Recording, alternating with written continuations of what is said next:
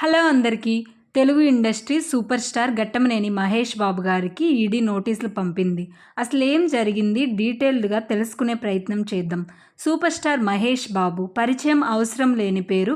మూవీస్‌లో ఎంత బిజీగా ఉంటారో యాడ్స్‌లో కూడా అంతే బిజీగా ఉంటారు. ఒక రిపోర్టర్ అడిగిన ప్రశ్నకు మహేష్ బాబు గారే స్వయంగా మీరు ఎన్ని బ్రాండ్స్‌కి యాడ్స్ చేశారు అని అడిగితే నేనెప్పుడూ లెక్క పెట్టలేదు అని చెప్పారు. అన్ని యాడ్స్‌లో నటించారు. ఈడీ పంపిన నోటీసుల ప్రకారం ఏప్రిల్ 28న విచారణకు రావాలని పేర్కొన్నారు. తెలంగాణ, హైదరాబాద్‌కు చెందిన సాయి సూర్య డెవలపర్స్ భాగ్యనగర్ లిమిటెడ్ సంస్థలపై ఏప్రిల్ 16వ తేదీన ఈడీ సోదాలు జరిపింది.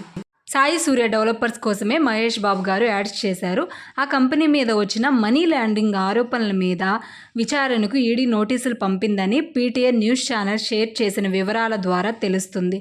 ఈడీ అధికారులు చెప్పిన దాని ప్రకారం సాయి సూర్య డెవలపర్స్ అలాగే సురానా గ్రూప్ మీద జరిపిన సోదాలలో ఆ మరుసటి రోజు 2 కంపెనీల్లో అనధికారికంగా దాదాపు 100 కోట్ల మనీ లాండరింగ్ జరిగినట్లు గుర్తించామని పేర్కొంది. అలాగే నరేంద్ర సురానా గ్రూప్ ఆఫ్ కంపెనీల నుంచి 74,50,00,000 వరకు స్వాధీనం చేసుకున్నారు. వాటికి ఎలాంటి లెక్కలు లేవని పేర్కొన్నారు. సాయి సూర్య, సురానా గ్రూప్స్ కలిసి భాగ్యనగర్ ప్రైవేట్ లిమిటెడ్లో రియల్ ఎస్టేట్ వెంచర్లు వేసినట్లు ఈడీ గుర్తించింది. భాగ్యనగర్ ప్రైవేట్ లిమిటెడ్ డైరెక్టర్గా నరేంద్ర సురానా, అలాగే సాయి సూర్య డైరెక్టర్గా సతీష్ చంద్ర గుప్తా గారు ఉన్నారు. భాగ్యనగర్ ప్రాపర్టీస్ లిమిటెడ్తో కలిసి సాయి సూర్య డెవలపర్స్ వెంచర్ల పేర్లతో మోసం చేసిందని తెలంగాణ గవర్నమెంట్ పోలీస్ స్టేషన్లో ఎఫ్ఐఆర్లు కూడా నమోదయ్యాయి.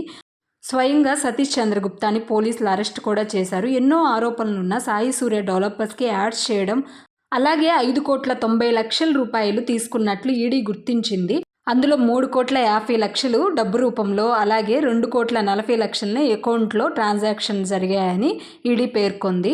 దీని మీద సూపర్ స్టార్ మహేష్ బాబు గారు ఇంకా స్పందించలేదు.